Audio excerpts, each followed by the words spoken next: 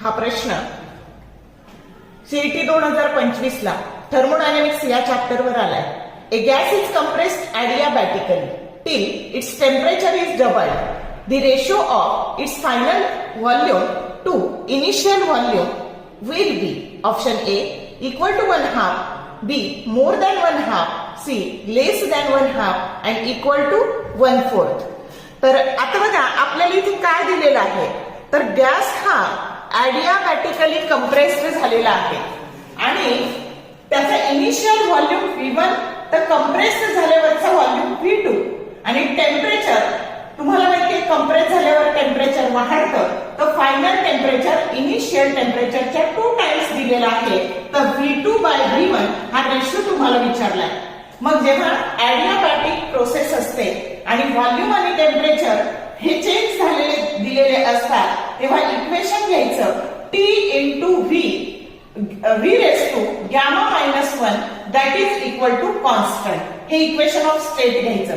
आता ह्या सिच्युएशन साठी इक्वेशन ऑफ स्टेट लिहावं लागेल T1 V1 raised to gamma minus 1 that is equal to T2 V2 raised to gamma minus 1. आपल्याला V2/V1 काढायचंय. मग V2/V1 raised to gamma minus 1 that is equal to इथे येणार आहे बघा T1 divided by T2. आता ह्या T2 ची व्हॅल्यू 2T1 टाकली तर काय झालं, तर T1 divided by 2T1 T1 cancel झाले आणि हे हाफ आलं. पण आता इथे हे gamma minus 1 नको आहेत आपल्याला.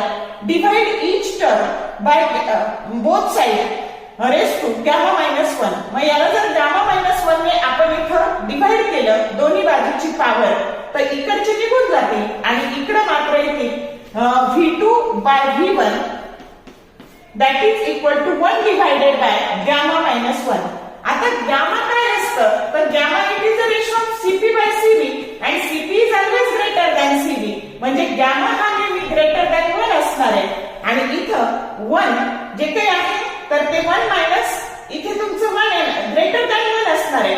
म्हणजे इथं त्यातून 1 मायनस 1 आहे 1 पॉइंट समथिंग येतो गॅमा आणि ते वजा केलं तर न्यूमरेटर पेक्षा डिनॉमिनेटर छोटा आहे.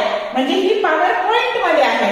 पॉइंट मध्ये म्हणजे 1/2 it is always less than हे जे काही आहे हा ratio that is always less than 1/2 ही जो करेक्ट ऑप्शन काय आहे सी आहे. समजलं का कसं सोडवलं ते? तर जर शॉर्ट व्हिडिओ आवडले लाईक करा, शेअर करा, कमेंट करा. For more useful tips and tricks keep watching wings of physics. Thank you very much.